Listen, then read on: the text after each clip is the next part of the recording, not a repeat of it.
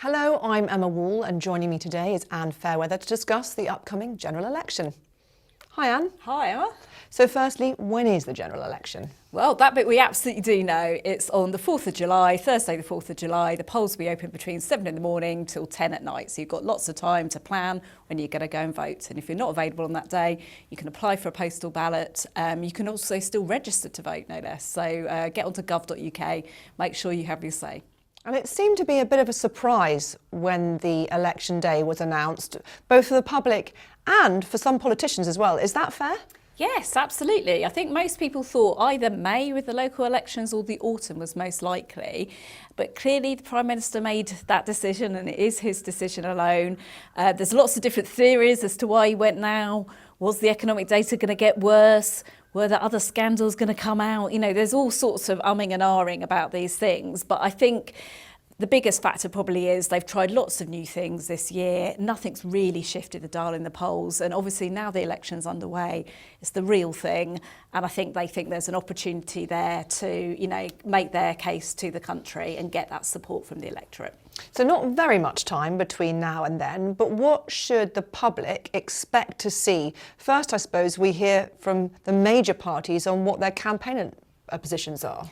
Yes, absolutely. And you've already seen a couple of big announcements. So, for example, the Conservatives came out with information around state pension and making sure it's never taxed again. The Labour Party's majored on their commitments on the economy and said that they wouldn't have any tax rises beyond some smaller ones, for example, VAT on private school fees. Also issues like the non-dom status. So things they've already announced, but they've ruled out any other changes at this stage of the game. But what we can really wait for is those big manifestos. So in those manifestos, all of the parties, and the big and the small ones, they'll all have them. They'll all say across the board. So whatever your issue might be, you know, whether it's anything from, I don't know, polluted waterways through to the economy, through to the NHS, defence, all of that will be laid out in those manifestos.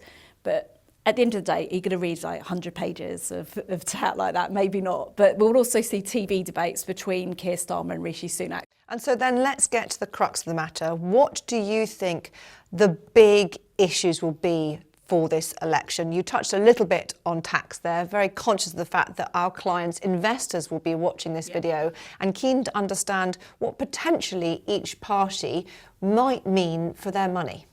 Yes, and I think that's quite an interesting one, isn't it? We've seen things like CGT tax allowance come down. We've seen dividend tax allowance come down. We've also seen the current government looking at things like a British ISA, for instance, and sort of growing the amount of tax relief there. So the Labour Party's made comment on that, said that they have no plans to ditch it. They're going to consider it, that they're actually quite keen to see people investing as well. So I would say the dynamic around investment amongst the political parties has changed in the last 20 odd years. And I think especially with everybody saving and investing into their own workplace pension now, there's a sort of a different attitude as to how do we create that wealth that we all need in later life. At the end of the day, there's a lot of pressure on public services, whether it's the NHS, social care and so on. So it's in the interest of any government of any stripe to make sure that we're all putting away some money for the longer term. So I think for us at Hargreaves Lansdown, it's for us to make this case to the next government and to make clear that our clients are thinking about the long term, they're thinking about that in their investments, but they're also thinking about that for them and their families. And I think that's something we'd want to encourage. And thinking then again about timelines, we obviously know when the election will be. Some campaign issues will be very clear, some manifesto issues will be very clear, but the detail will probably be expected in a budget. Have we got any clarity on when we might see a budget? I saw the summer budget might be mooted, but it depends, doesn't it, on which political party wins the election, when they might make those details clear to clients, or to rather to the public. Yes, exactly. So having a budget straight after elections, perfectly normal behaviour.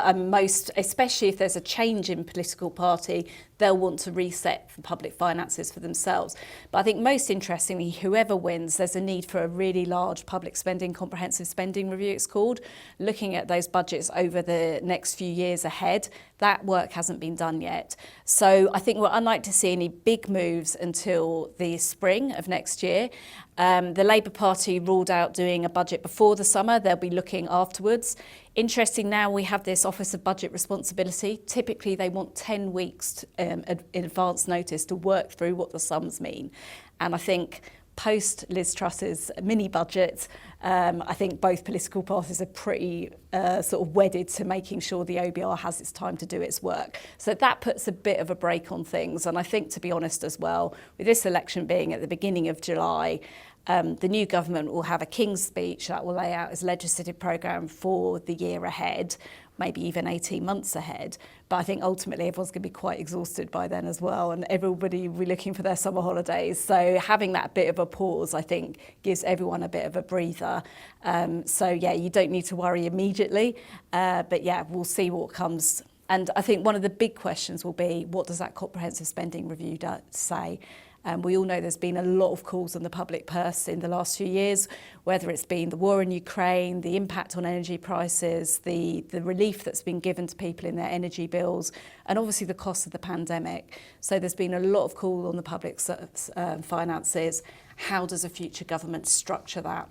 That's a really big question. And of course, we'll keep our clients updated as and when we know more information about what's going to be in those manifestos and of course in that budget when it comes. Yeah, absolutely. We'll be doing all of the analysis here and be sharing that with clients. Thanks, Anne. Thanks.